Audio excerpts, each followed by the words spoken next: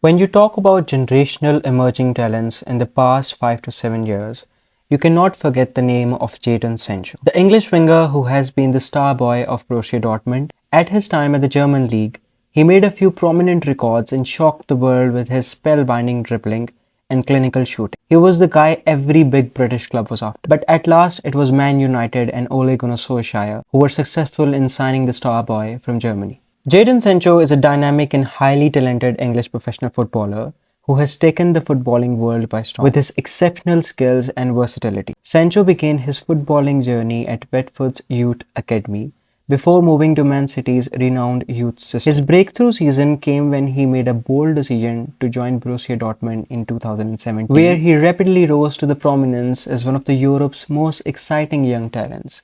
Known for his lightning fast dribbling, precise passing, and clinical finishing, Sancho became an integral part of both Borussia Dortmund and England national team. A move to big British side was always going to happen for this emerging star. But was Man United a right choice from the start? Many can say that it was not a good decision by the Englishmen considering what happened with Paul Pogba, Sanchez and Di Maria. Some journalists call Man United the Bermuda Triangle of talented football because every talented footballer who signs for this prestigious English side just loses the charm he once had. And it won't be wrong to say that the same happened with Jadon Sancho. Before finally deciding to join Man United, Jadon Sancho was chased a whole summer window of 2020 by Man United. A deal was gonna happen that year, it seemed, but at the last moment, the deal collapsed. In that year, figures like Marcus Rashford and Luke Shaw had a great influence on Sancho's decision to join the Red Devils, and finally, in the summer of 2021, Man United confirmed the signing of Jadon Sancho. United got their man. Happiness throughout the fan base with addition of Cristiano, Varane and Sancho. It seemed like Man United are finally gonna break the curse and will win the Premier League this season. But the star-studded side severely flopped, with Cristiano being termed as lazy and Varane injury-prone.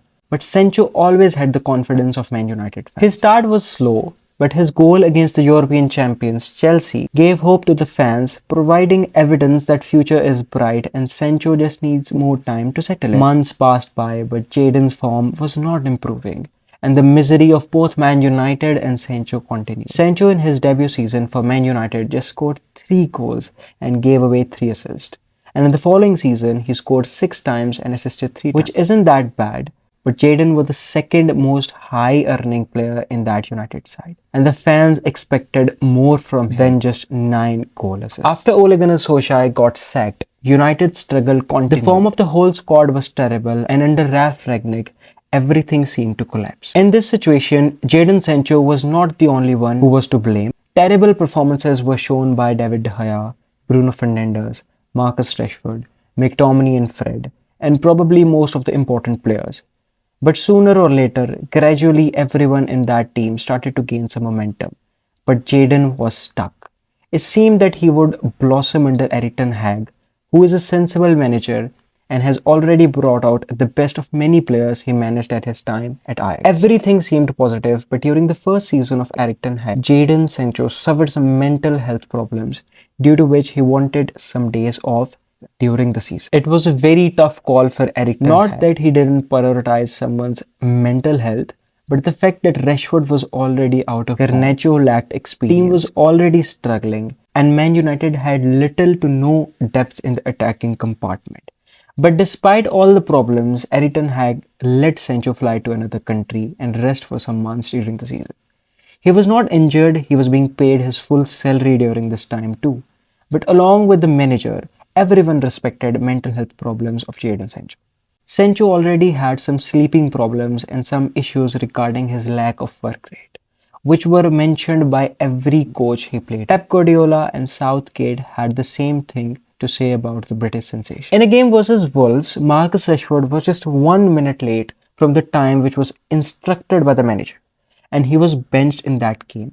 Later he came off and scored and won it for Man United, and then happily told in the post-match conference that he slipped off and disobeyed some laws and got punished, and also respects whatever the manager has to say. This event highlighted the importance of training and being on time, and punctuality in training in the eyes of the manager Erik ten Hag. 2nd September 2000. Man United played Arsenal and lost 3-1 at the Emirates. It was predicted that Sancho would start over Antony as Antony was in a poor form. But Eric Ten Hag surprised everyone with his decision by dropping Sancho from the squad entirely. Sancho was not even on the bench. After the sore defeat, Eric was asked about why Sancho isn't playing, to which he said that Sancho did not train well this week. And in my opinion, you have to reach a certain level every day to play for Man United. This was the start for a heated fight between Sancho and Eric Ten Hag. Just hours after Eric's comments on Jadon Sancho and a defeat against Arsenal, Jadon Sancho went out onto Twitter and told everyone not to believe everything you read on media. And he told he felt like he was being used and blamed for every negative thing that was happening at the and that club. It was not fair.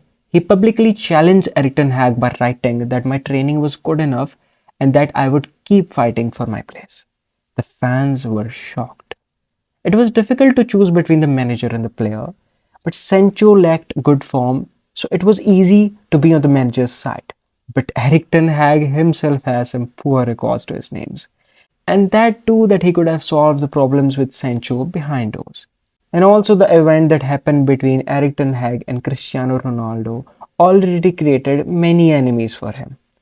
Piers Morgan retweeted to Sancho's tweet asking him to come on the show like Cristiano did to expose this fraud of a manager. Sancho's actions humiliated the entire fan base, and it was very difficult to choose between the two of them.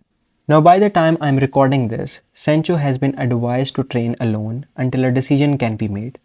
Earlier, there were some rumors that United are thinking of selling Sancho or a possible return to Borussia Dortmund after a nightmare of 2 years spent at Man United.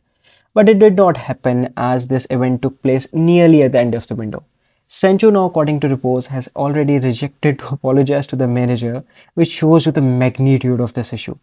The manager feels like that he is abiding by the laws and creating an atmosphere of discipline and punctuality, whereas the player feels like an outcast, always thrown under the bus by either the manager or other teammates after every major defeat. At the moment, it seems like that Sancho's time at United is well over, as there are no signs of Eric Ten Hag leaving United just yet. But Sancho himself is reluctant of leaving the club as he wants to fight for his position and prove Eric Ten Hag wrong. And now that Antony is gone too, it seems like that Sancho can really come back and take his position. But is that possible under Eric Ten Hag? After all this drama? Well, that only time can answer. Comment below who you think has a stronger case between the both of them, and I'll see you in the next one. Kindly subscribe and click on the bell so you get notified every time I post. If you want to buy classic football retro shirts, I will be providing a link in the description below. It's an Instagram account. You can just DM them to place your order.